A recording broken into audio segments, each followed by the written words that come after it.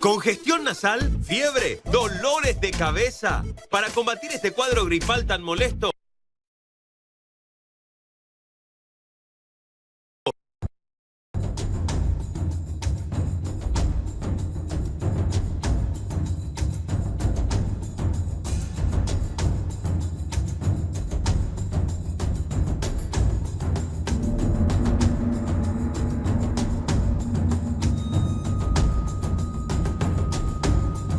bienvenidos a una edición más de Causa Justa.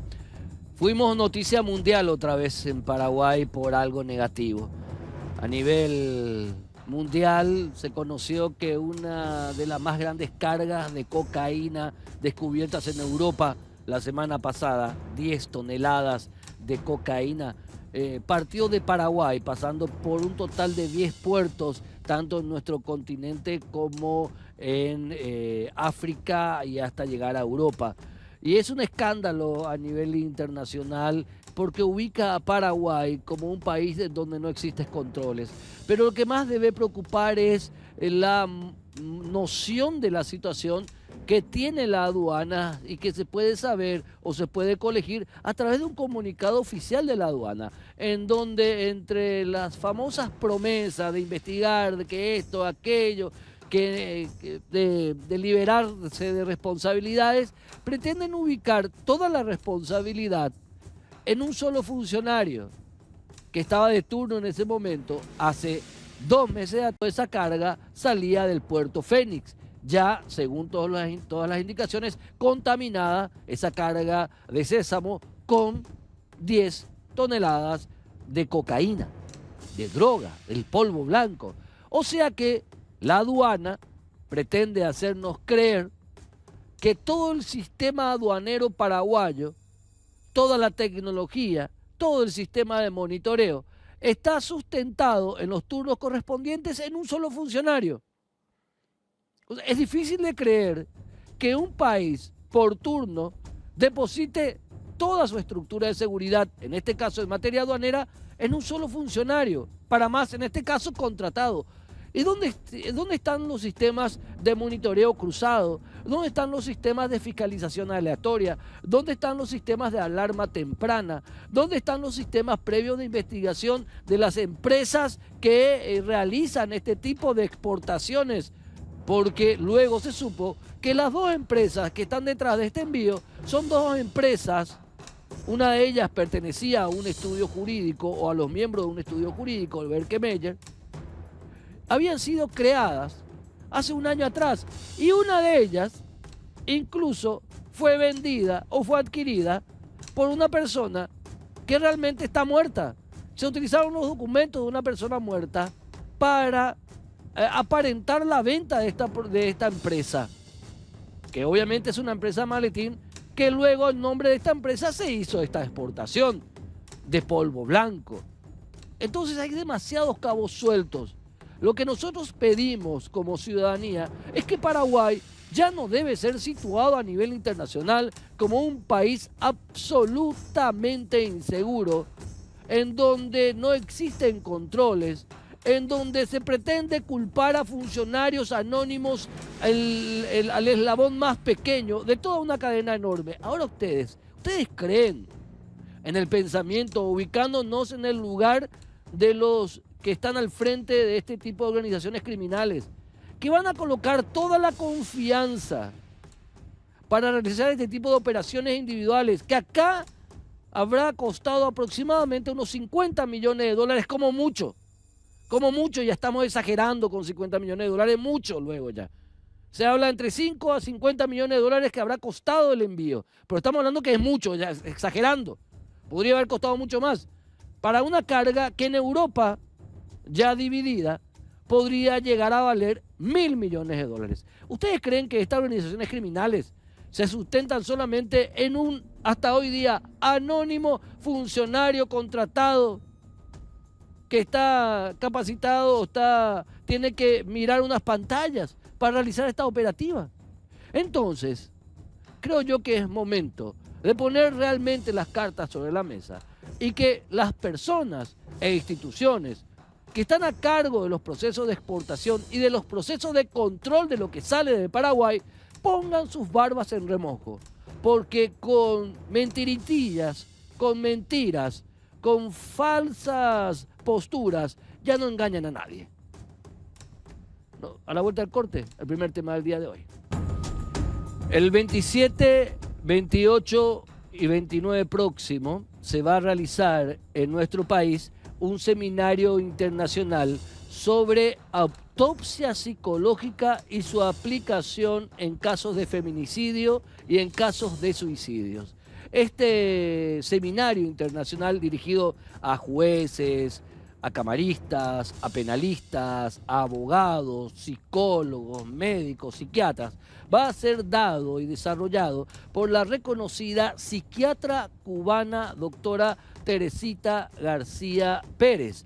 La misma es traída al Paraguay por el Centro Psicojurídico de Capacitación e Investigación. Y hoy nos acompaña la encargada de prensa, no solamente de este evento, sino del Centro Psicojurídico, para hablarnos de este evento académico que tiene, digamos, un alto interés, obviamente, por la cuestión que se da por los feminicidios en el Paraguay y también penosamente por los suicidios en Paraguay. Está con nosotros la querida colega periodista Natalia Sosa. ¿Cómo estás, Natalia? Bienvenida a Causa Justa. Buenas noches, gracias Héctor, gracias a la teleaudiencia. Bueno, estamos aquí para compartir la información acerca de este taller de curso internacional, nada más y nada menos que de la mano de la criminóloga y psiquiatra cubana doctora Teresita García Pérez. Cuando hablamos de autopsia psicológica, ¿a qué nos referimos? Nos referimos a analizar la vida del occiso, a retrotraernos, a analizar cómo fue su vida, cómo vivió sus últimos momentos de vida, a conversar ya, ¿verdad?, con los familiares, a buscar un historial clínico y, bueno, a analizar todo el contexto.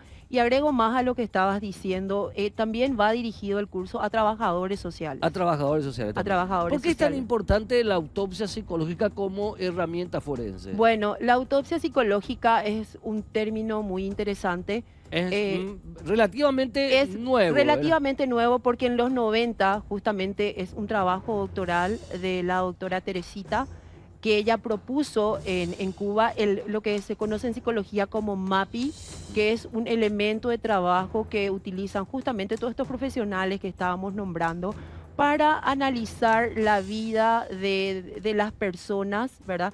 Todos estos elementos se que hacen... fallecen en circunstancias que tienen que ver... Muertes en este no caso, resueltas. Muertes no resueltas. No necesariamente tiene que ser MAPI, feminicidio no necesariamente. o suicidio. No en este caso, el seminario va a ser sobre feminicidio y suicidio. Sí. Pero el MAPI es una herramienta que se aplica a muertes dudosas. A muertes dudosas. Es un elemento de criminología que en Iberoamérica ya ha tenido esa aceptación. En los años 90 fue aprobado en Cuba y de ahí se extendió al ver cómo cooperaba, claro, a Iberoamérica, al ver cómo ayudaba a resolver las muertes dudosas. Ahora, en la experiencia de la aplicación forense, ¿en Paraguay ya se aplica la autopsia psicológica? Tengo entendido que la Fiscalía ya ha aplicado en algunas cuestiones de muerte dudosa. No sé... pero no si es un protocolo no es un establecido, protocolo establecido, no. Como una práctica normal. Ojalá se establezca porque la autopsia psicológica le estudia al individuo que se ha suicidado. En Cuba... O a la persona que podría haber... O sea, muerte dudosa... A ver, si bien este seminario que se va a realizar en el Colegio de Abogados del Paraguay... Sí. Tiene que ver puntualmente sobre feminicidio y suicidio, no es menos cierto que el MAPI se aplica, insisto en esto, con muertes dudosas. Con muertes dudosas, sí, que pueden ser por suicidio, por accidentes y justamente por homicidios. Entonces el MAPI tiene esta herramienta creada por la autora. Herramientas que ya fueron validadas, sí, ¿verdad? Tengo entendido que en Argentina incluso ya hay una condena por suicidio, se le condenó a una persona que indujo a otro a suicidarse. ¿No era el caso de esta joven? La joven cordobesa, creo. La joven cordobesa, sí, que le indujo a su pareja a suicidarse. Ahí se aplicó autopsia psicológica. Ahí se aplicó. Ya mira qué interesante. En Argentina sí ya se aplica este tipo de investigaciones en los equipos forenses. no así en Paraguay, y esperemos que esta gran herramienta, porque realmente uno para aprender acerca del MAPI como tal tiene que ir a Cuba, pero en esta ocasión, gracias Viene la creadora del la Paraguay. creadora misma viene a Paraguay a 3 días intensos de capacitación, y justamente uno de los objetivos también es ver la viabilidad en las cuestiones jurídicas para la aplicación. Es una herramienta que no solamente tiene que manejar el psicólogo forense, el médico legal, el psiquiatra, tiene que manejarlo también un psicólogo educacional, tiene que manejarlo también un psicólogo clínico, porque en Cuba, gracias a la implementación en personas que tienen tendencias a de pensamiento suicida, se ha creado una ONG pro vida, porque al fin y al cabo, ¿para qué se estudia esto? Para prevenir las muertes y los suicidios, Claro. y en cuestiones forenses para descubrir el trasfondo de las claro, es muertes. importante esa aclaración tuya. O sea, el MAPI, que es esta herramienta de autopsia psicológica creada por la doctora Teresita García Pérez, la médica cubana, Ujú. si bien tiene una aplicación forense, también en el caso de personas con tendencia al suicidio, tiene una aplicación de prevención. Tiene una aplicación de prevención. Qué importante. Importantísimo, por eso es que este curso, este taller, no solamente es importante para la comunidad jurídica, para la comunidad que estudia el área forense como tal, sino también para todos, porque un psicólogo especialista en educación también lo puede aplicar a sus alumnos, el psicólogo clínico con más razón, porque detrás del suicidio hay personas con trastornos que deben de ser tratadas, y este curso, este taller, le va a dar los elementos necesarios para que puedan dar un Vuelvo a óptimo insistir, servicio. Importante esta puntualización, ¿verdad? El MAPI puede, no solamente esta herramienta técnica forense, no solamente es aplicada al hecho concretado, se puede aplicar para prevenir un hecho. En Cuba se aplica para prevenirlo también, y ha tenido bastantes buenos resultados, porque al estudiarle a la persona se puede como hacer como un mapa de cómo más o menos es el comportamiento del suicida, y darle un mejor tratamiento a la persona que está con esa tendencia a querer acabar con su vida. Ahora, ¿por qué es tan importante que abogados y jueces también, o fiscales y fiscalas, participen de este taller? Por nuestro sistema jurídico. En Paraguay existen estadísticas de muertes dudosas que han quedado en el tintero. Entonces, con la aplicación de este tipo de test, se puede ahondar mejor en el área criminalística para develar si realmente fue un homicidio, fue un accidente, o en el caso de denuncia de feminicidio, si realmente fue un feminicidio lo que ha acabado con la vida del sujeto o de la persona. La autopsia psicológica en el Paraguay está validada como herramienta forense, o sea, porque yo conozco poco de la ciencia forense en el ámbito de la psicología o la psiquiatría, o en el ámbito del derecho, que conozco herramientas que se aplican en la investigación fiscal, en el ejercicio de la defensa. Puntualmente siempre creo que se están aplicando estas herramientas en lo que hace a violencia intrafamiliar o violencia de género. Pero como el MAPI, como decir, ¿ya está validado en Paraguay o falta esa validación? Falta esa validación, hasta donde tengo entendido, falta esa validación. ¿Y qué es lo que valida? La utilización y los resultados. Ahora bien, ¿quién es la doctora Teresita García Pérez? La doctora Teresita García Pérez es criminóloga, es miembro del Instituto de Medicina Legal de La Habana, Cuba, es médico psiquiatra con bastantes publicaciones, con bastante trayectoria, y para Paraguay es un honor tenerla aquí. Se tiene que aprovechar al máximo, porque como digo, en otra ocasión tendríamos que viajar a La Habana para recibir capacitación con ella. ¿Es así de importante en el ámbito forense ella? Es así de importante en el ámbito de psiquiatría, en el ámbito de criminalística, de todo lo que es el área de salud mental. Ahora bien, volviendo a la cuestión, en las experiencias, ya me diste el ejemplo de la Argentina, en ese famoso caso, no me acuerdo el caso de esta joven chica que indujo al novio a suicidarse, se la condenó creo que a 30 años, se utilizó el MAPI, se utilizó la autopsia psicológica. ¿Hay otras experiencias de eso en España, por ejemplo, en Iberoamérica? Sí, en Iberoamérica es una tendencia, es parte de un protocolo de investigación.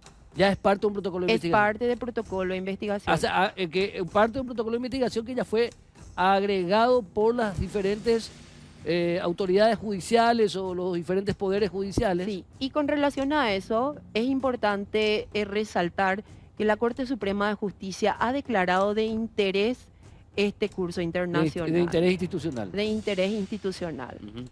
Fue declarado de interés institucional y bueno, creo que es una herramienta que nos ayuda a capacitarnos, a actualizarnos, ¿verdad? A que no quede en el famoso OPAREI algunas cuestiones, porque también, si bien las personas que, no hablamos en el caso de feminicidio, pero en el caso de suicidio existe todo un componente, un cóctel detrás que hace que la persona decida acabar con su vida. Claro. Y Ahora, en la semana pasada tuvimos 2 en el este del país, jóvenes vidas que han acabado con su vida. O sea, no se publica por una cuestión, bueno, de no darle espacio, de imitación, Ujú. pero a diario se reciben denuncias y quedan en las estadísticas de personas Que acaban con que su vida. acaban con su vida, ¿verdad? Y Ahora, también el tema de muertes dudosas. En Paraguay hay un alto nivel de muertes dudosas, ¿eh? en Paraguay hay un alto nivel. Ujú. Y eso requiere de mucha inversión también y de interés del Ministerio Público, de los entes que de por sí tendrían que investigar. Ahora, ¿este evento dónde se va a desarrollar? ¿En el Colegio de En el Abogados del Colegio de Paraguay? Abogados del Paraguay, Mm. los próximos días 27, 28 y 29 de julio, El 27 y 28 en hora de la tarde. en hora de la tarde, Y el 29 en hora de la en mañana. hora de la mañana. Que es sábado el 29. Es sábado, exactamente. Ahí en el sí. Colegio de Abogados del Paraguay. Ahora, ¿y la gente interesada en inscribirse, dónde puede llamar? ¿A qué número de teléfono? ¿Qué correo? 0981 Sí. A ver, ¿a qué número? 36 2365, sí, no me estoy equivocando. A ver, ahí está el flyer. Ahí está. Ahí está el flyer. Entonces, a ver, Sí. el número para inscribirse es al 0981 36 23 35 y la dirección de correo electrónico es centro de bienestar integral 20 @gmail.com y el costo que es de 450.000 por persona, que es una inversión realmente.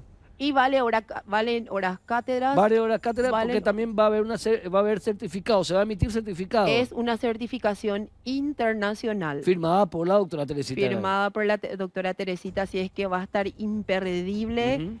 principalmente nuestros médicos legales, psiquiatras, les invito a que participen. Abogados también. Abogados, jueces, fiscales, también a los estudiantes. A de los las distintas estudiantes carreras. de las distintas carreras que, bueno, conforman todo el sistema Ujú. que al fin utiliza el proceso judicial para esclarecer los hechos de muertes.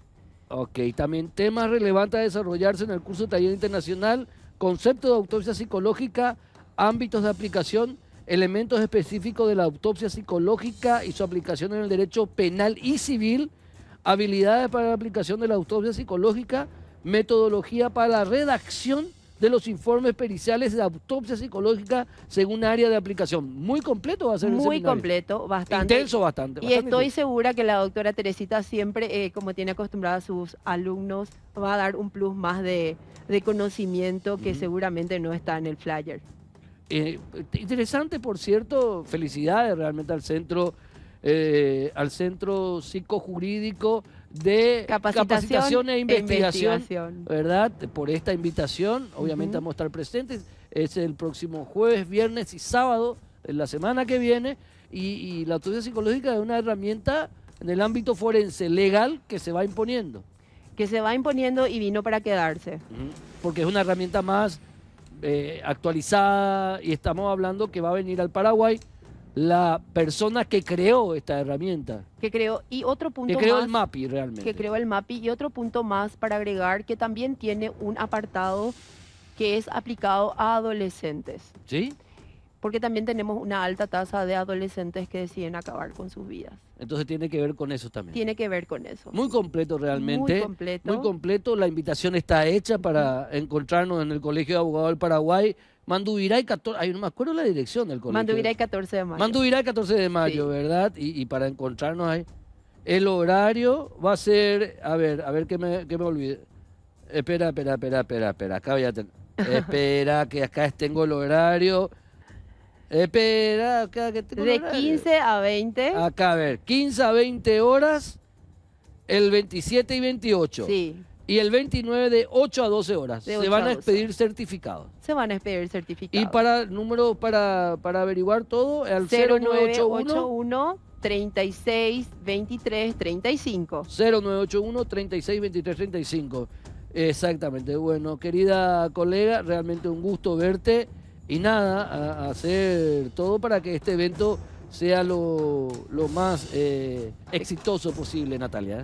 Gracias a vos, Héctor, gracias a la audiencia y bueno, éxitos también en este programa que siempre está al servicio de la comunidad jurídica. Por favor, gracias Natalia Sosa, colega periodista, quien es la encargada de prensa de este evento que se va a realizar los próximos 27, 28 y 29 de julio, obviamente en el Colegio de Abogados del Paraguay. Seminario internacional con expediciones de certificados de participación de autopsia psicológica para su aplicación en feminicidios y suicidios. Pero obviamente el MAPI, que es esta herramienta de autopsia psicológica creada por la doctora Teresita García, que va a dar el curso acá in situ, es una herramienta que se aplica en muertes dudosas también. Una herramienta forense de primer nivel.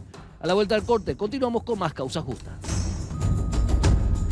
Bueno, está con nosotros alguien que ya es parte de la familia del grupo JBB en el ámbito de la comunicación, ¿verdad?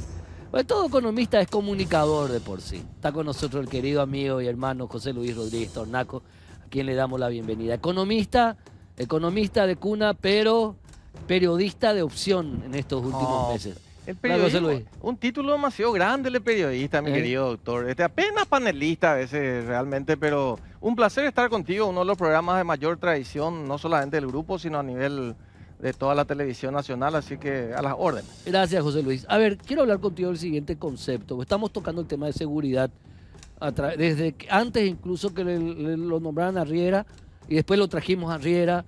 Hablamos con autoridad, con ex policías, ex jefes. Y de todo lo que hablamos nos hemos dado cuenta de algo que hasta parece obvio, pero que hay que decirlo. De que la seguridad pública poco y nada tiene que ver con la acción policial. La acción policial de último. Y lo que tiene que ver con la seguridad pública, por sobre todas las cosas, es la economía. Entonces, obviamente, pensé, bueno, ¿quién le puedo invitar de mis amigos economistas que esté libre y que sepa hablar en pantalla? Y le quise invitar al doctor José Luis Rodríguez Tornaco porque también ocupaste durante el gobierno de Cartes el cargo de viceministro de Industria. Así Entonces, ¿cómo entender eso y explicar a la gente que la cuestión de la seguridad pública de última tiene que ver con la fuerza policial? Y que antes de llegar a la fuerza policial hay una serie de cuestiones que deben ser aplicadas. José Luis. Bueno, sin lugar a dudas, hay una alta correlación, mi querido doctor, entre la situación económica y la realidad del tejido social en Paraguay. Paraguay ha tenido algunos inconvenientes muy fuertes producto de la cuestión económica. Una de ellas es el exilio económico que ha afectado enormemente el tejido familiar. Hoy vos tenés solamente en Madrid alrededor de 500.000 paraguayos que han dejado y muchos de ellos solamente abandonando a sus familias. Entonces, a partir de ahí, lo más importante que es el tejido familiar empieza a deteriorarse. A eso tenés que sumarle un elemento nuevo. En estos últimos 4 años, o sea, Paraguay venía creciendo a un promedio de 4,5 a 5% los últimos 15 años. En los últimos 4 años, por la pandemia, el viento norte, la sequía, lo que quieras, gestión pública, se discutirá, el promedio de crecimiento de la economía de los últimos 4 años es del 0%. Es decir, la torta económica no creció y hay cada vez más comensales. ¿Y dónde se ve eso, mi querido doctor?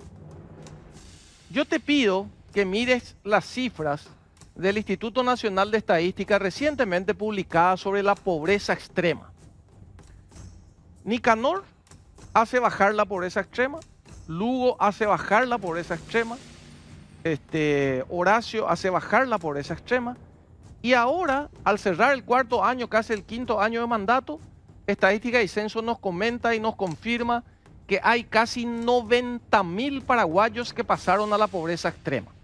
Para nuestra audiencia, esos son compatriotas que sobreviven con menos de $1 por día, doctora. Es decir, 7.000 guaraníes. 7.000 guaraníes. Por día. Y bueno, En ese escenario de dificultad social, naturalmente empieza a incubarse el tema de la necesidad, y esa necesidad muchas veces empuja algunos fenómenos que en Paraguay hoy ya es una pandemia. El tema de la drogadicción, que tiene una alta correlación con la delincuencia. Entonces vos me decís, y bueno, pero necesitamos que la policía esté para reprimir, pero ya es tarde, ya está reprimiendo y va a llevar a las cárceles. ¿Dónde, doctor? Donde vos conocés bien, 8.000 compatriotas que no tienen condena, a las cárceles, a esas mismas cárceles donde hoy entran por un robo bagatelario y terminan saliendo como miembros del clan Rotela. O del PCC. O del PCC. Entonces, ese escenario es tremendamente complicado. Y como para nosotros la economía, doctora Alegre, es la utilización de recursos escasos en empleos alternativos. Hablando mal y pronto, en el equipo económico nos juntamos y tenemos que decidir, apenas tenemos 100 millones de dólares y tenemos que elegir. Y yo te hago la pregunta, ¿qué hacemos? ¿Nuevas cárceles o escuelas? Escuelas. Ok, fantástico. Ese es en el largo plazo porque necesitamos la educación. Sí. ¿Qué hago mientras con el crimen organizado? Te hago una pregunta, doctor. Contale a la audiencia, vos que tanto conoces. Si yo quiero, ¿puedo ir a entrar hoy a revisar qué hay en el pabellón del clan Rotela en las cárceles? Si Rotela no autoriza, vos no entras en su pabellón. Si Rotela no autoriza, imagínense, queridos compatriotas, lo que nos dice una de las personas más informadas en el campo judicial. Las cárceles hoy están tomadas por los grupos criminales. Sí. El Estado perdió el dominio de las cárceles. ¿Y qué hacemos entonces? ¿Forzamos la entrada el primer día? ¿Vos le recomendarías al doctor Barcini que le llame al doctor Riera y le diga, entremos con la FOPE para imponer el orden? ¿Sabes lo que eso puede implicar? Se te va a quemar las otras cárceles. Se te queman las otras cárceles. Entonces, esto es realpolitik. Sí. Esta es la administración de la realidad. Cuando vos decís, bueno, pero entonces, ¿cuál es nuestra solución? ¿Qué hacemos entonces? Por eso, mi querido doctor, es que vos escuchaste hasta el hartazgo que el discurso del presidente electo tiene que ver con la economía. Yo necesito mejorar la calidad de vida de nuestro pueblo y a partir de ahí empezar a construir las políticas de mediano y largo plazo. ¿Por qué? Porque es cierto, en el largo plazo necesitamos educación, mejor salud, todo lo que vos quieras. Pero una vieja escuela de la doctrina económica de John Maynard Keynes acuñó una frase hasta hoy vigente. Fantástico, pero en el largo plazo estamos todos muertos. Y sí, entonces, cómo se enfrenta la inseguridad? Estamos hablando de política concreta, vos no creo que seas ya ministro de Economía, ya lo vamos a tener. Ya lo tenemos al profesor, al doctor, ¿verdad? A Fernández Baldovino, que mucho y sabe de este ámbito. Ya tenemos ministro de Industria. O en tu papel hoy día de comunicador, porque estás no en uno, sino en dos programas. En tres. En tres programas. Toque ya la programa... programa pequeña. Toque ya la... Bueno, a ver, ¿qué vos propondrías como comunicador, pero con un vasto conocimiento de la gestión pública y de la ciencia económica, para combatir la inseguridad? A ver, lo primero, mi querido doctor, es volver a poner en el bolsillo de la gente su seguridad alimentaria. Okay. ¿Qué significa esto? Estadística y Censo nos acaba de contar. 25 de cada 100 hogares hoy en Paraguay no tienen seguridad alimentaria, significa que no sabe si va a comer 2 veces en el día. O si no sabe si va a comer. Bueno, y un plan de ollas populares, que no es el camino, pero es un paliativo, todo el plan de olla popular en Paraguay sale $1 millón. ¿Por año? Doctor, $1 millón. ¿Por año? 6.000, 7.000 millones de guaraníes al año. ¿Y vos sabés cuánto iban a gastar en IPS en lavandería? Mucho. $60 millones. Entonces, definitivamente hay prioridades y la prioridades. Asignación de los escasos recursos, y ahí viene mi confianza plena, porque nadie puede cambiar lo que no conoce, doctor. Entonces, el doctor Santiago Peña estuvo en el frente de batalla del lado siendo jefe del equipo económico, luego se pasó del otro lado del mostrador 7 o 6 años siendo funcionario del sector privado, conoce ambos lados y hace 7 años que viene caminando la calle. Cambió el chip de ese tecnócrata, porque yo tengo en común con el doctor Peña haber compartido el equipo económico en su momento, y además somos el alma mater, tenemos el alma mater del Banco Central. Y en el Banco Central, mi querido doctor, yo siempre hago esta figura. Tenés la melena de león, rugís como león, pareces un león, pero todos los meses te tiran la comida. A diferencia de los leones que están afuera, que la tienen que remar, que la tienen que correr, y que además hay otros leones que no te dejan jugar tranquilo. Totalmente. Entonces, había una vieja anécdota que le asignan a Winston Churchill. Él se reconocía un gran político, pero un pésimo militar. Y antes de los desembarcos, llamaba a los generales para que le dibujen la estrategia de desembarco. Y esto le hacían unas maquetas fantásticas. Y después salían y le metían por la otra puerta a los generales, a los soldados y a los sargentos que iban a estar en el frente de batalla. Le mostraban lo que le dijo los generales, y los soldados que iban a estar en el frente le decían, hermano, no bata, ¿ves? ¿Por qué? Porque nadie puede cambiar lo que no conoce. No es lo mismo estar... ¿Por qué, mi querido doctor, 650 millones de dólares se otorgó para crédito a las MIPYMES con el Fondo de Garantía del Estado? Y anda a mirar cómo terminó la MIPYME. Mal terminaron. Porque los que diseñaron no sabían que los bancos lo primero que hicieron es meter toda su cartera sucia para que el Estado se quede con la garantía. Claro. Y no hubo créditos nuevos. No le llegó a la gente. ¿Por qué? Porque el tipo, y acá vas a tener enseguida un invitado que conoce muy bien el Ministerio de Hacienda, tienen fantásticas escarapelas de generales sentados en su aire acondicionado con su chofer y vehículo que le va a llevar después. No saben, en su vida sacaron un crédito y no saben cómo se refinancia. Por eso tiene que ver no solamente con el plan, sino con quiénes son los jugadores que van a jugar el partido. Y te reitero, nadie puede cambiar lo que no conoce. Ahora, entonces, todo es... A ver, si bien el Paraguay tiene realmente, cuando sale y dice el actual ministro del Interior que Paraguay, en comparación a otros países, tiene índices de criminalidad, delincuencia común bajos, no está mintiendo. Estadísticamente está diciendo la verdad, pero no se habla del grado de insatisfacción social que existe, que también se ha medido y que es enorme. ¿Qué significa el grado de insatisfacción social?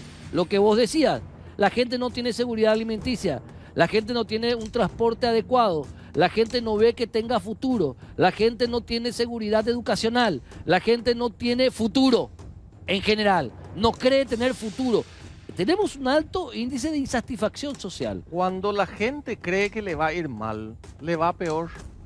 ¿Por qué? Porque si el doctor Alegre quería sacar un crédito para hacer una refacción en su casa, pero ocurre que le llaman ahora y le dicen, mira que tu contrato no va a tener más. Atender lo que se viene porque es endeuda. Lo primero que hace el doctor Alegre es tirar el freno de mano. Y dice, no. Freno de mano y paro el vehículo. Exactamente, no voy a nomás gastar. Como vos no gastaste, el albañil que quería trabajar en tu obra no va a trabajar. El del material de construcción que quería venderte no va a vender. La empanadera que viene ahí empanada enfrente a tu casa para el tereré que le iba a vender al albañil no va a poder vender. Y empieza lo que se llama el círculo vicioso de la pobreza. ¿Por qué? Porque no arranca la economía. Ahora, por la contraria, ¿por qué el eslogan de un comunicador que te dice vamos a estar mejor? Porque la percepción no la cambia ni la información.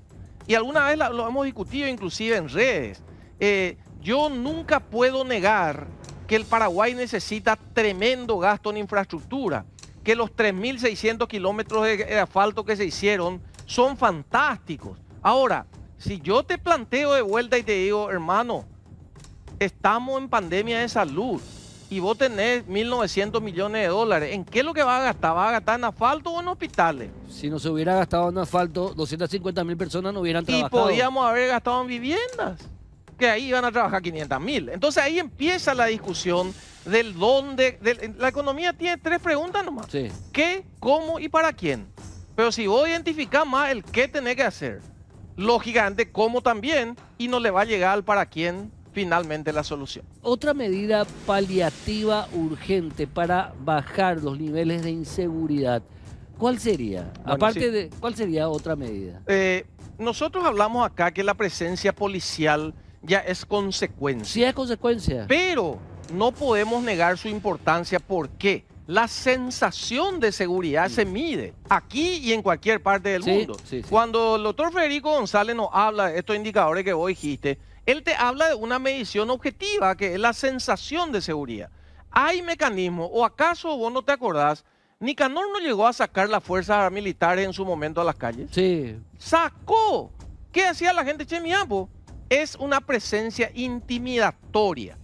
Vos te das cuenta que si además no le das el respaldo a la fuerza pública, autoridad, acá vos tenés que contarle a tu audiencia. Un camarada policía que se defiende ante una amenaza y le mete un balazo porque el monopolio de la fuerza pública la tiene el Estado, sí. está hoy preso y sumariado. Cuando un parlamentario, yo te hago una pregunta. En Estados Unidos intentaron atropellar el Capitolio, ¿verdad? Sí, ¿Dónde terminaron lo que... lo atropellaron. o atropellaron? Hoy están ¿Dónde condenados. Y que hasta el presidente le generaron una causa, ¿verdad? Sí, Aquí en Paraguay, un diputado se va, atropella, incendia el Congreso, el policía le mete un balín de goma, terminó preso 10 años, doctor. Entonces, estamos invirtiendo. ¿Con qué confianza le pido yo a la fuerza pública que haga su trabajo cuando la visión política bastardeó sus funciones originales? ahora si me permitís una apreciación, Sí, porque estás por hablando favor. del diputado Guerra Acosta. Sí. No hay prueba de que Guerra Acosta haya entrado a incendiar el Parlamento.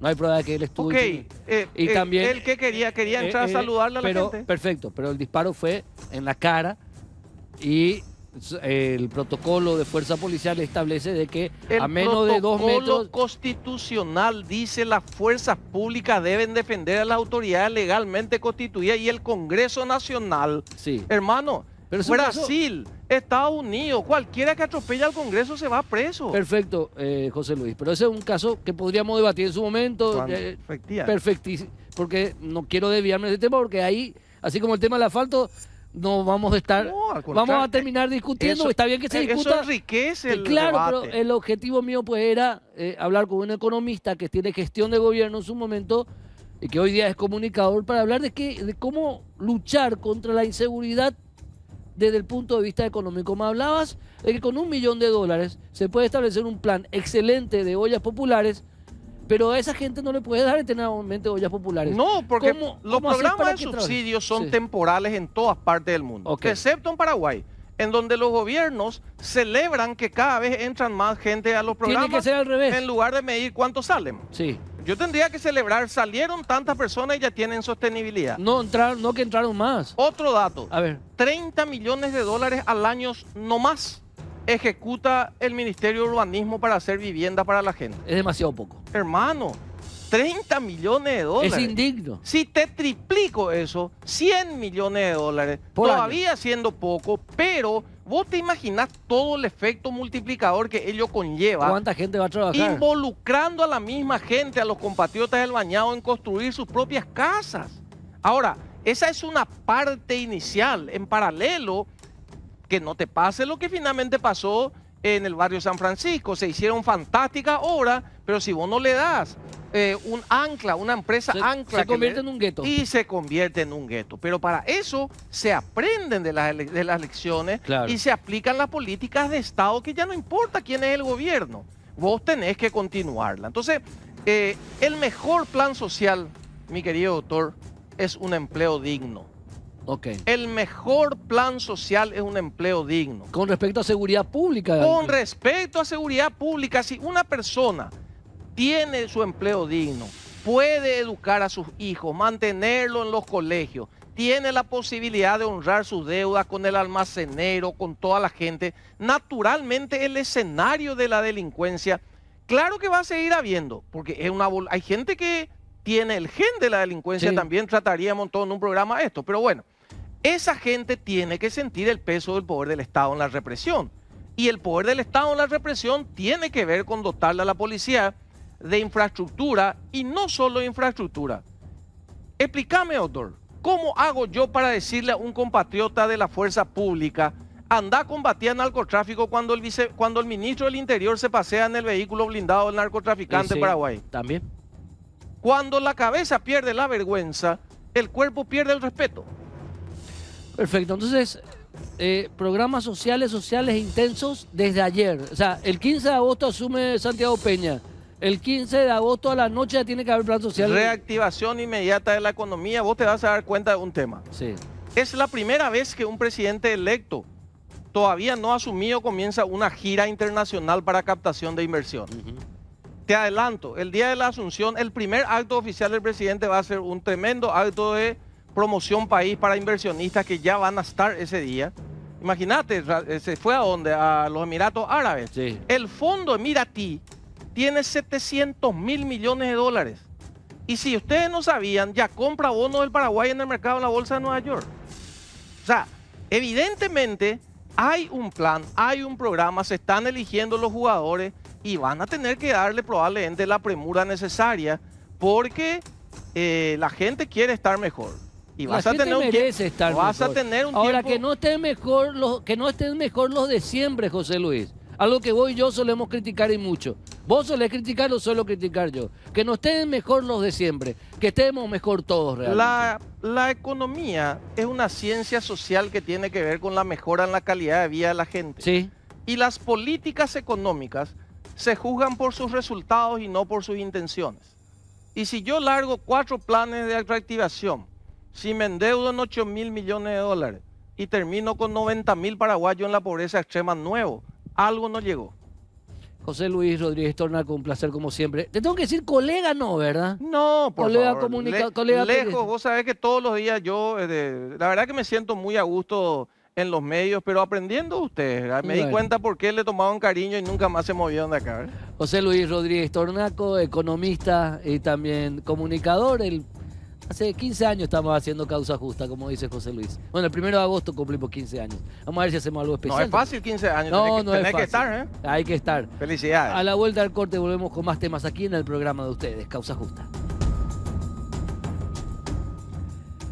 En la Corte Suprema de Justicia, en la sala penal, se está debatiendo un tema muy interesante. Una presentación para anular una condena de 19 años de prisión que fuera dictada contra un hombre que luego se demostró que sufre de esquizofrenia, por lo que sería inimputable. Este hombre está siendo representado por el defensor público, quien está en contacto con nosotros desde el Alto Paraná, el doctor Rodrigo Cuevas. ¿Cómo estás, doctor Cuevas? Bienvenido a Causa Justa. Buenas tardes, noches, querido colega. Saludos desde Ciudad del Este. Y estamos a las órdenes para hablar un poco sobre el caso que estuviste adentrándonos. Dame un poco, perdón la expresión, dame un poco, perdón esta expresión muy coloquial. Si nos podés dar, por favor, doctor, los datos de este caso para ir entrando en materia. Mira, más que el caso en sí o lo que ocurrió en los hechos que se juzgaron, voy a hablarle así muy someramente o rápidamente de los hechos, porque lo importante en este caso no es precisamente la gravedad del hecho de lo que ocurrió, sino la condena de una persona con trastorno mental de esquizofrenia grave diagnosticado por 4 psiquiatras y 3 psicólogos. A ver, doctor. A ver. El caso en sí se inició como feminicidio. Era la muerte de una joven en manos de su pareja, que hacía una semana convivían en concubinato. Se inició como feminicidio, sin embargo, dentro del juicio oral, el tribunal resolvió modificar la calificación y condenarlo por homicidio doloso y a la pena que usted dijo, 19 años de penitenciaría. Sí. Esos fueron los hechos que se juzgaron dentro del marco del juicio oral y público. Como le dije, y como también lo dije en el juicio oral, la gravedad, la pérdida humana, la tristeza de la familia es indiscutible. Aquí nosotros no estamos menoscabando los hechos, pero lo que sí se probó en el juicio mediante los dictámenes de los psiquiatras José Luis Escobar, Víctor Hugo Espínola Chena, que también es médico psiquiatra, la doctora psiquiatra también Carmen María Gloria Quiñones Barbosa y la psiquiatra también Cintia Lorena Oviedo Pereira, es que el mismo padecía de un diagnóstico de trastorno mental grave y crónico desde los 18 años y estaba bajo tratamiento y debería de consumir medicación de por vida, y que en ese momento de los hechos no estaba consumiendo medicación. Eso es lo que se probó dentro del juicio oral y público, y es lo que los jueces de sentencia, dos de ellos, no valoraron y de igual manera lo condenaron a esta persona, pero una de las juezas votó en disidencia y manifestó de que era procedente el planteamiento de la defensa y que conforme al artículo 23 del Código Penal, el mismo no debería de haber sufrido una pena, debería de eximírsele de pena y debería de haber sido dictado una medida de internación en una institución adecuada para que el mismo siga tratamiento. Es más, la defensa pública inclusive realizó realizó las averiguaciones de lugares y hizo todas las gestiones para conseguir un lugar adecuado y ofrecerle al tribunal un lugar adecuado para que él pueda ser internado y tratado. Sin embargo, el mismo hasta hoy sigue dentro de la penitenciaría regional de Ciudad del Este. Es más, dentro del propio juicio oral, inclusive el jefe de seguridad de la penitenciaría, Juan Carlos Ojeda, manifestó de que le consta, porque convive ahí con él dentro de la penitenciaría, que Mohamed Kamel Ayoub Candia sufre de trastornos mentales graves. Y esto lo sabe no solamente los funcionarios de la penitenciaría, lo saben también la sociedad que convivía con él aquí en Ciudad del Este, lo saben los fiscales que iniciaron la investigación y que pudieron tener contacto con él. No es muy difícil darse cuenta de una persona que tiene graves trastornos mentales.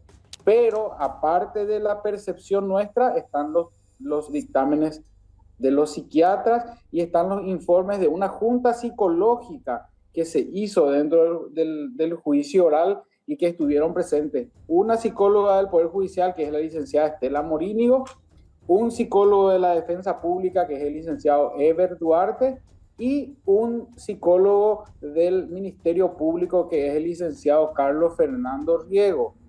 Todos concluyeron de que el mismo es un paciente psiquiátrico con trastorno mental grave. Ahora, doctor Rodrigo, es muy interesante esto, por cierto, ¿verdad? Dos preguntas. La primera, ¿por qué entonces con todas estas pruebas periciales, esta contundencia en las juntas psiquiátricas, psicológicas que fueron puestas a disposición de los miembros del tribunal, este tribunal finalmente condenó a 19 años de prisión a este ciudadano? El tribunal concluyó de que el mismo en el momento del hecho no se pudo determinar su estado de salud mental. Ese fue el argumento del tribunal como para condenar. Sin embargo, a la defensa le parece de que esa duda en relación a la salud mental del mismo debería de es a favor, indubio pro reo. A favor del procesado. Aquí fue en esa duda se terminó condenándole. ¿Cómo, Y cómo es más posible? aún, Sí, a ver, ¿quiénes son los miembros del tribunal que dejaron de lado un principio básico del derecho y de la defensa en juicio? Indubio pro reo. En caso de duda, a favor del reo. ¿Es así nomás? la defensa, la presidenta del tribunal es la doctora Emilia Santos, Sí, y el juez que votó por la condena es el doctor Milciades Ovelar, ok. y la jueza que votó en disidencia, también de ese mismo tribunal permanente, es la doctora Flavia Recalde. La doctora Claudia Eh, Recalde votó en disidencia. Fue 2-1 entonces. La doctora Flavia Recalde votó en disidencia y fue 2-1, y dentro de su voto en disidencia, la misma se tomó el trabajo de realizar detalladamente la exposición de los motivos por el cual, a su criterio, la tesis de la defensa por la irreprochabilidad es procedente. O sea que por qué Mohamed es irreprochable y no debería de ser pasible de una pena de 19 años de penitenciario. Ahora, esto ¿por qué está en la corte? ¿Esto ya fue confirmado en segunda instancia? Sí, al terminar el juicio, la defensa planteó el recurso de apelación. El recurso de apelación fue remitido a la Cámara de Apelaciones aquí de Ciudad del Este, y dentro de la Cámara de Apelación, la camarista Miriam Mesa de López concluyó de que corresponde la nulidad total y que se haga un nuevo juicio. Sin embargo, los otros dos miembros de la sala, que son la doctora Lilian Lorena Benítez y el doctor Efrén Jiménez Vázquez, concluyeron de que el Tribunal de Sentencias obró correctamente y que correspondía la pena de 19 años. Es decir, concluyeron en confirmar la condena de 19 años. Declararon admisible la apelación, pero Confirmaron la condena. confirmaron la condena y anularon parcialmente en relación a una medida de internación que el Tribunal de Sentencias ordenó de manera parcial y luego dejó sin efecto, porque el sistema penitenciario de Ciudad del Este no cuenta con un pabellón No cuenta con un psiquiátrico. pabellón psiquiátrico especial. ¿Y él está en la población común hoy día? ¿Entre la población común? Y está entre la población común. O sea, él un esquizofrénico que puede causar cualquier problema en cualquier momento está en la población común. ¿Está al menos un medicado? peligro. ¿Está al menos medicado, doctor Cuevas? Una persona de sanidad se encarga de la medicación del mismo, y eso no quiere decir de que el mismo no represente un peligro, ya sea para la población penitenciaria, sino para todos los guardias y para cualquier persona que esté en contacto con el mismo. Ahora, en tus alegatos, vos no pedías que él sea liberado, sino que él sea internado en una institución especializada en vez de ser condenado. ¿Esa internación por cuánto tiempo sería? Lo que pasa es que es difícil determinar desde el punto de vista científico médico cuál es el tratamiento y cuál es el tiempo que el mismo requiere para el tratamiento de esa enfermedad. Por eso es que para nosotros es difícil determinar el tiempo de internación, pero lo que sí es importante desactivar es el peligro para su vida y para la vida de otras personas, que él se encuentre aún dentro de la población penitenciaria y en contacto con las personas que están privadas de su libertad dentro de la penitenciaría. Doctor Rodrigo Cuevas, un placer hablar contigo ahí, vos desde Ciudad del Este, capital del Alto Paraná. Un placer. Muchas gracias, colega Héctor Alegre, muy amable por el tiempo que nos ofreciste y por hacer resaltar nuestro trabajo y el caso muy grave de por sí, para que las personas también tengan conocimiento. Muchas Perfecto. gracias por el espacio. Un abrazo grande, doctor Rodrigo Cuevas, defensor público, y este caso que tiene que ver con un hombre esquizofrénico que fue condenado a 19 años de cárcel por un caso de feminicidio. Bueno, a la vuelta del corte, vamos ya con el último bloque de Causa Justa.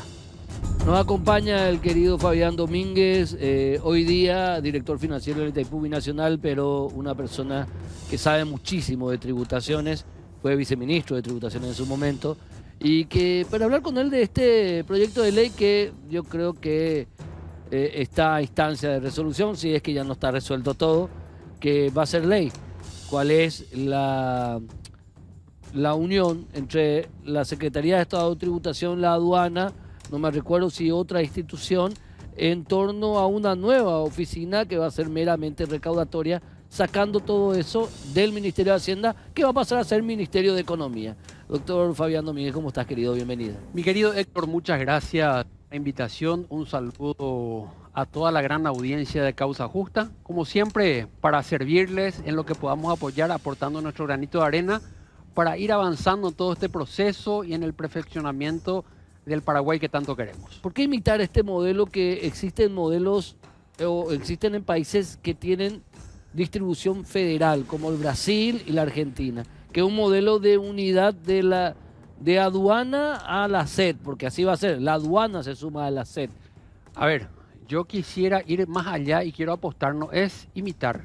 Lo que aquí se está haciendo es emular. Ok. ¿Ok? Entonces, en ese marco, nosotros alguna vez ya habíamos pensado esto cuando me tocó asumir la administración tributaria, pero tuvimos que darle preeminencia a modificar la ley tributaria. El siguiente paso tenía que ser, obviamente, la unificación de aduana y tributación, que hoy se está dando.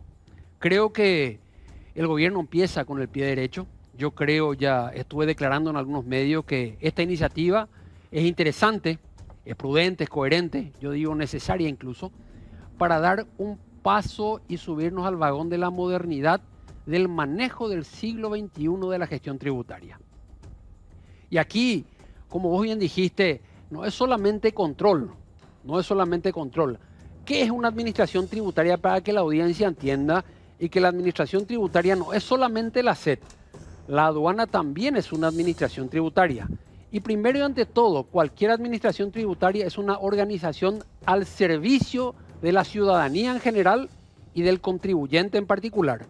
Y en esencia, obviamente, una institución de represión y control para el incumplimiento, la evasión y el contrabando. Para combatir eso. Sin duda. Entonces vos tenés que cualquier administración tributaria tiene un doble rol. Un rol de servicio, por un lado, que le brinda servicio a los contribuyentes y a los importadores en este caso, pero también establece controles para minimizar las brechas de evasión y de contrabando. ¿Qué es lo que pasaba? Y te puedo hablar con conocimiento de causa. Cuando éramos dos instituciones, me tocaba ser titular de tributación, había ocasiones en donde emprendíamos controles conjuntos. Y por la propia naturaleza de cada institución y la legislación de ambas, se hacía engorroso, por ejemplo, compartir la información. Y acordate que el ciclo de vida de cualquier bien puede ser, si es de fabricación nacional, fabricación, el fabricante le vende a mayorista, mayorista, minorista, minorista, consumidor final. Está todo en el ámbito de la SED. Sí. Pero cuando se trata de un bien importado, el ciclo del bien empieza con la introducción a la economía nacional, que es la importación. El importador le vende al mayorista. Y ahí hay un canal, hay una brecha en donde caía o cae un poquito en tierra intermedia entre aduana y tributación. Entonces hoy, entre ¿Eso qué otras producía? cosas, ¿Qué producía eso? ¿qué producía? Obviamente, si un producto viene de contrabando, y voy a disfrazarme de Rodríguez Tornaco para poder responderte esto, si un producto entra de contrabando, ¿qué es lo que ocurre? Entra de contrabando primero que no te paga impuestos, derechos de importación, deja de entrar plata al fisco. Después, evade controles sanitarios, puede perjudicar la salud, eso genera gasto público, externalidad negativa. Segundo, no se pagan los derechos de bienestar social por los empleados porque no hay empleados formales en el ámbito del contrabando. Entonces, y una cadena, ese apenas al inicio para no extenderme más, una cadena que le hace muchísimo daño a la economía. Entonces, la investigación de ese ilícito está compartido entre aduana y tributación. Entonces, lo que hoy se va a hacer con esto, con este paso que estamos dando, es conjuntar ambas en una sola institución para poder tener, no en dos repositorios la información, porque para seguir esa mercadería de contrabando, hacer las investigaciones, necesitas de información. Cualquier administración tributaria, su principal insumo de trabajo a los efectos de combatir el contrabando y la evasión, es la información. Entonces, hoy con esto, y apenas es un botón para muestra, hay muchos otros ejemplos que podemos dar. La información va a estar en un solo repositorio, bajo un solo liderazgo, y en ese marco, para establecer la planificación y políticas públicas en función a esa minimización de evasión y contrabando, se va a tener más practicidad en la gestión. Imagínate, hasta ayer, el presidente de la República siempre nos convocaba al viceministro de Tributación, o habitualmente nos convocaba, y al director de aduana, para darnos las instrucciones, y nosotros teníamos que tratar de conjuntar para cumplir esa misión, y a veces, cuando había dos cabezas, alguna se descoordinaba, por la razón que sea, y entonces la misión que se nos daba no podía tener el efecto deseado. Esto para que la audiencia entienda. Imagínate, esto es igual que tener una carreta tirada por dos bueyes. Si uno de tus bueyes amaneció caigüe, o eventualmente el buey está caprichoso, te tira hacia un lado, el otro buey a otro lado, la carreta no va. Qué lindo sería tener un solo buey que tenga la fuerza de ambos bueyes, con una sola cabeza de obediencia, y que el conductor de la carreta pueda tener toda esa fuerza en una sola bestia de tracción, si vale el término, para poder cumplir con más eficiencia el tirar de la carreta. Entonces, básicamente con el ejemplo, eso es lo que se está haciendo hoy, sin perjuicio y sin mencionar a estos dos sistemas que tenemos. Porque la autoridad aduanera es una autoridad cuya independencia es necesaria en el concierto de las naciones y también en el cumplimiento de tratados internacionales que el Paraguay firmó. Y la autoridad tributaria también. Por eso te digo, en ese marco, lo que hoy se está haciendo es un doble rol y un doble beneficio, si vale el término. Uno, potenciar tributación y, como bien dijiste al inicio del programa, potenciar también el Ministerio de Hacienda.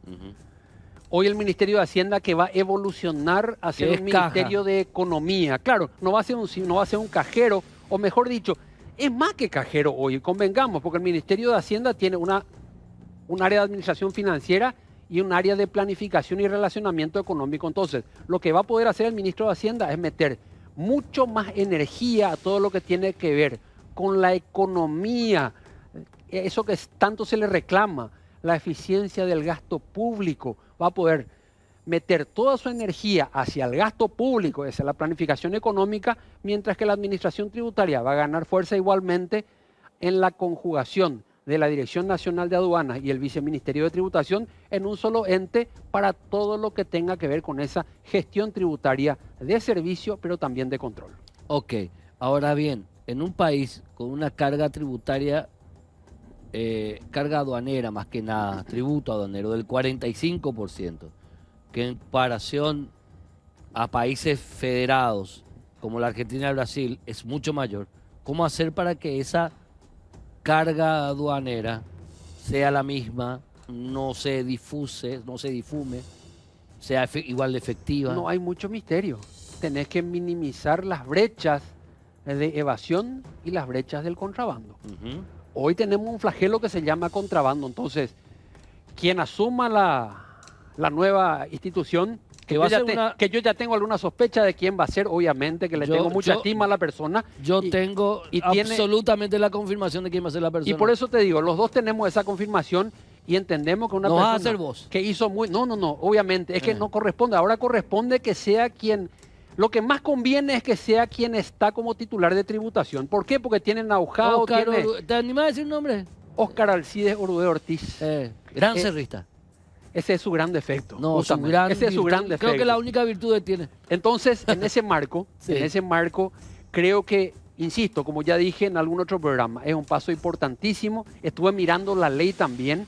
Está bastante interesante en cuanto a su concepción y arquitectura. Tiene que ser efectiva, ¿sabes para qué? Realmente me puedes traer también a Messi, Claro. Pero si vos, como vos decís, no bajás la brecha de evasión impositiva, que esa evasión está, esa responsabilidad de evasión está en lo que más tienen, y no bajás la brecha de contrabando que es potenciado o capitalizado por gente que tiene plata, vos podés traer a Messi también.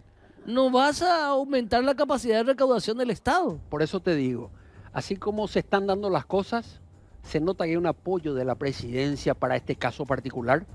Se vislumbra, se siente, se percibe que es así. Eso debe ser así, de hecho. Se le tiene que dar la confianza absoluta a la persona que ocupe ese cargo y respaldarle no solo al presidente, la comunidad profesional, nosotros, el gremio de contadores, el gremio de despachantes, tenemos que tirar todos del mismo lado. Porque cuanto mejor funcione la economía, nos conviene a todos. Y para que funcione bien la economía, es troncal que funcione bien la administración tributaria. Y es troncal, Sin duda. que se luche contra los evasores sin que esto signifique aumentar los impuestos a lo que ya apenas pagamos los impuestos. Sin Y duda. que estamos todos golpeados. Y por eso es que justamente hoy tenemos una fortaleza en ese sentido. Tenemos una reforma tributaria que está en pleno desarrollo en cuanto a su implementación, que la pergeñamos y la logramos en el 2029, un cambio con mucho suceso de la legislación tributaria interna. Entonces lo que hoy se está haciendo es fortalecer los procedimientos para poder darle sostén en dos pilares sumados bajo un solo liderazgo a la ley 6.380 del año 2019 y a la ley 2422, Código Aduanero, que siguen vigentes. Ojo con eso, siguen vigentes y se le complementa hoy con esta nueva organización administrativa para hacer cumplir esas dos leyes y poder tener los resultados. Resultados no se puede prometer, obviamente. Ahora, predisposición, buenas ganas, arquitectura como la que hay hoy y creo que capital humano también para lograr el cometido. Los resultados tienden a darse desde esa perspectiva. Fabián Domínguez, como siempre, un verdadero placer contar contigo, querido. El placer es mío, Héctor. Un saludo a toda la gran audiencia de Causa Justa y a las órdenes siempre para lo que sea y lo que sea necesario. Ahora, en el tenor de lo que le pregunté finalmente a José Luis Rodríguez Tornaco, del papel de la economía en el combate a la inseguridad, el combate al delito común y al delito organizado, el crimen organizado. Para vos que también sabéis mucho de economía y de tributación, para cerrar, ¿cuál sería tu 2 o 3 puntos esenciales que debería aplicarse? A ver, te lo voy a resumir en uno. Sí, La necesidad tiene cara de hereje, dice el dicho. sí. Por tanto, si no hay necesidad porque la economía anda bien, también se minimiza la probabilidad de la herejía. Por tanto, cuanto mejor estemos en la economía, habrá menos necesidad y por tanto esa minimización o esa brecha de problemas de inseguridad que tenemos tiende a bajar. Y esto no lo digo yo, lo dicen los papers, los análisis, los estudios en todo el mundo, Héctor. Un abrazo, Fabián. El placer Gracias. es siempre. Nos volvemos a encontrar en la próxima edición de Causa Justa, que creo que es la previa o es el programa aniversario. No, pues nosotros cumplimos el 1 de agosto del 2008 fue la primera emisión de Causa Justa. Es la previa, porque no cae este año 1 de agosto, no cae el día de emisión del programa. Martes cae, bueno. Pero lo mismo, algo vamos a hacer, vamos a hacer festejo doble. La siguiente y la otra semana festejo doble por los 15 años de Causa Justa. Nos vemos, chao.